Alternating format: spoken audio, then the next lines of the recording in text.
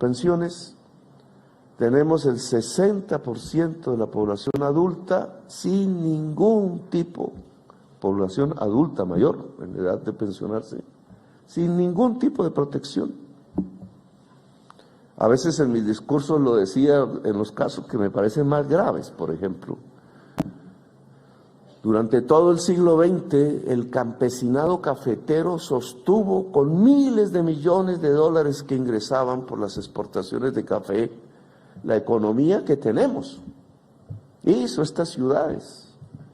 Es sobre la economía cafetera que montamos lo que podemos llamar la nación colombiana. Su institucionalidad, para bien o para mal, sus bancos, su incipiente proceso industrial, sobre todo en Medellín, las confecciones, los zapatos, etcétera, se montó sobre la base de los excedentes que generaba un producto de exportación exitoso, el único que teníamos, el café.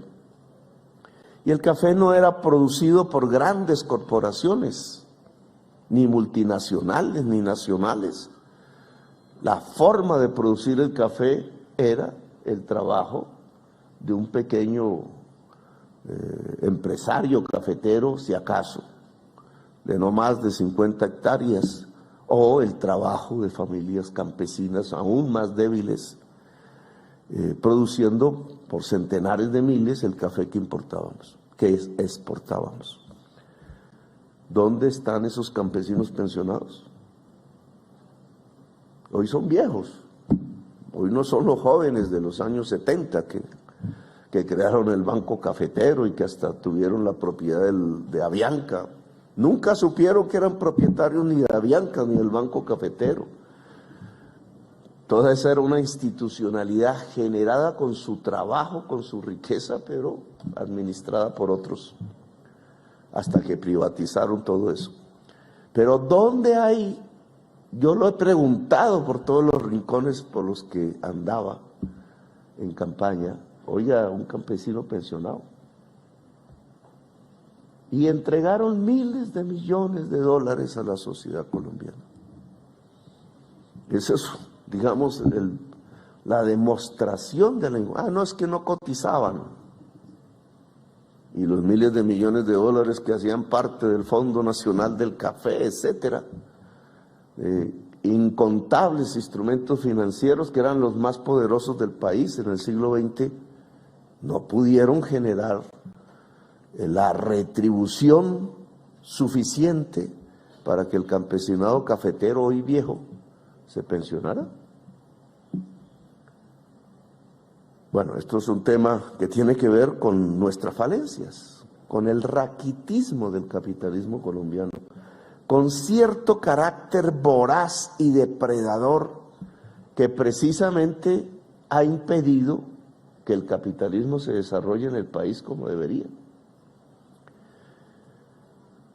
Hoy por hoy, y no es muy diferente hace unas décadas, tenemos una baja productividad de nuestra economía, casi estancada, una enorme desigualdad social de las más altas del mundo, un sistema tributario que en lugar de disminuir la desigualdad social, como sucede en Europa, la aumenta.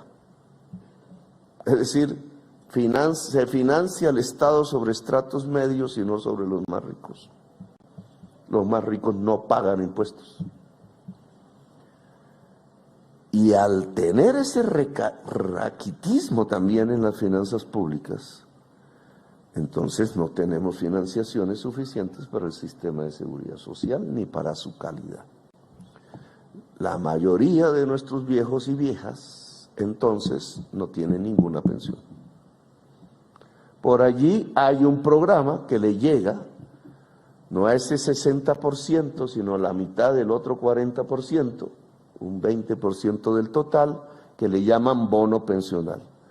Son 80.000, o sean dólares de hoy, dividan entre 5.000. Entonces tenemos, ¿cuánto? A ver, matemáticas. 16, más o menos, $16 al mes. Imagínense, Y eso es el otro 20% de la población adulta, que tiene un bono. Ellos hasta agradecen, porque si no, no tendrían nada. Pero es la ayuda del Estado, $16 al mes. Nos aterramos de otros países del mundo cuando comparan sus salarios, pero nosotros le entregamos al 20% de nuestros adultos mayores $16 mes. Es decir, al 60% cero, al 20% siguiente $16. Y solo el sistema de protección, llamémoslo así formal, se mueve en el otro 20%. ¿Y el otro 20% va a tener pensión? Los que cotizan, es decir, los y las asalariadas, es decir, la formalidad. Sus empresarios cotizan, ellos cotizan a fondos privados de pensiones al estilo chileno. ¿Tendrán pensión? De ese 20%, el 80% no tendrá pensión. Cotizan para ahorrar obligatoriamente en unos fondos privados que administran los dos grandes banqueros de Colombia, pero que al final, bajo el cálculo actuarial, no suman tanto por sus bajos salarios, la mayoría del salario mínimo, que no permite el ahorro individual tener pensión. Y ese es nuestro sistema pensional. Es decir, en realidad, nada. Queremos reformarlo, pero querer reformarlo implica, y esa es la propuesta que hemos hecho, dijimos un régimen de pilares, dijimos que la cotización del trabajador y de su empresario vaya en parte a un gran fondo en primer pilar público de reparto simple que garantice pensión al menos al cotizante, es decir, estoy hablando del 20%. Y de ahí para adelante, dependiendo de los salarios altos, ¿qué porcentaje de la población colombiana tiene salarios altos? Tengan la libertad, después de cotizar en el primer pilar, en segundos pilares libres y privados. ¿Qué garantizaría eso? Garantizar al 20% de los trabajadores en la economía formal la pensión.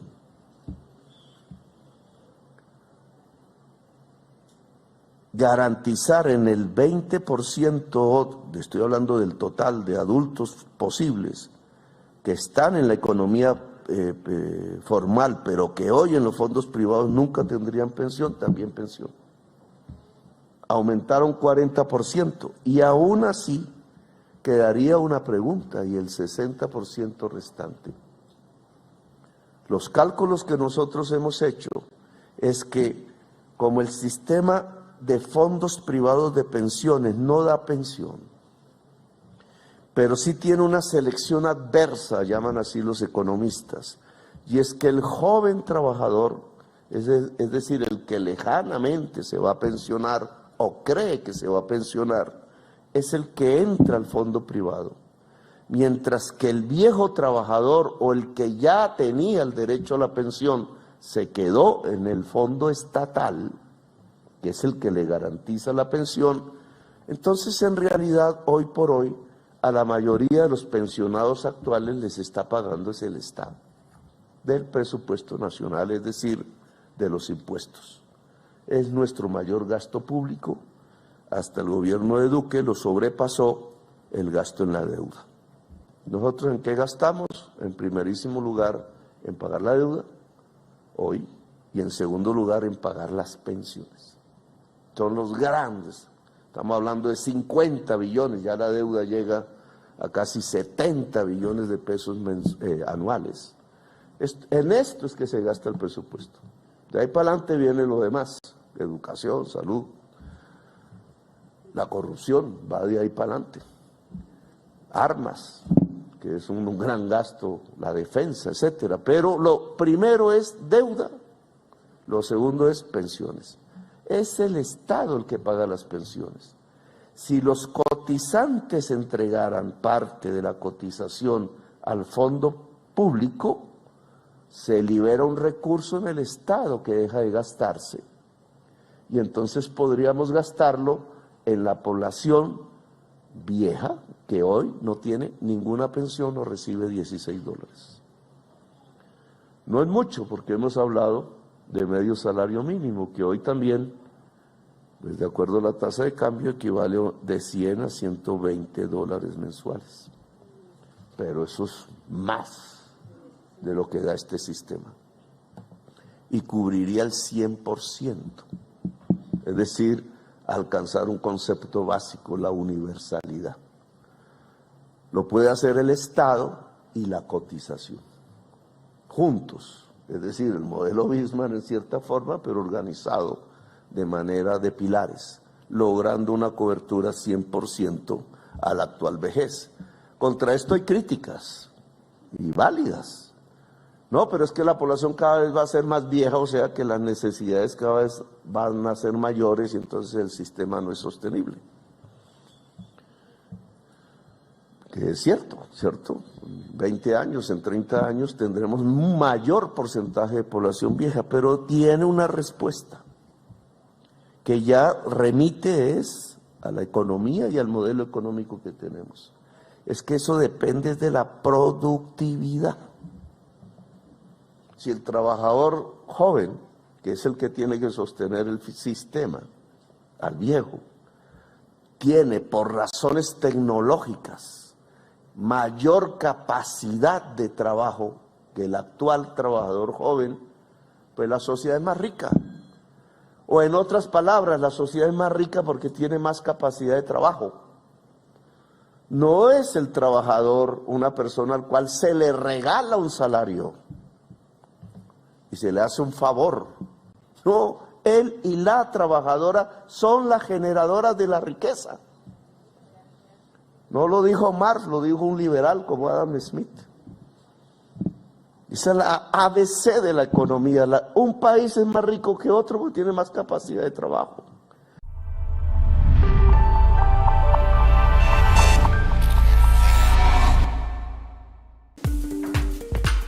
Hola, bienvenidos al Tercer Canal. Síganme. En más de un año de creación hemos podido acercarnos cada vez más a la Colombia profunda. Gracias. Y poder acompañar el sentimiento popular de una generación que quiere que la dignidad se vuelva costumbre. Ustedes, los seguidores del Tercer Canal, son la razón por la cual nosotros podemos seguir realizando nuestro trabajo día a día. Gracias a sus aportes a nuestras líneas Nequi y DaviPlata, podremos seguir llegándole a millones de colombianos la información de nuestra agenda alternativa. Y recuerden suscribirse a nuestro canal de YouTube para recibir todas las notificaciones de nuestros contenidos. Somos el Tercer Canal, la voz de los que no tienen voz.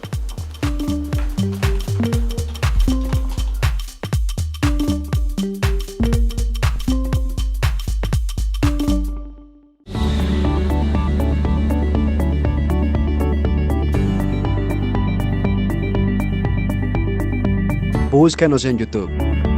Selecciona tu video favorito. Suscríbete a nuestro canal. Activa la campanita de notificaciones.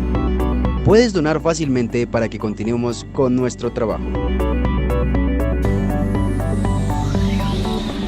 Somos el Tercer Canal, la voz de los que no tienen voz.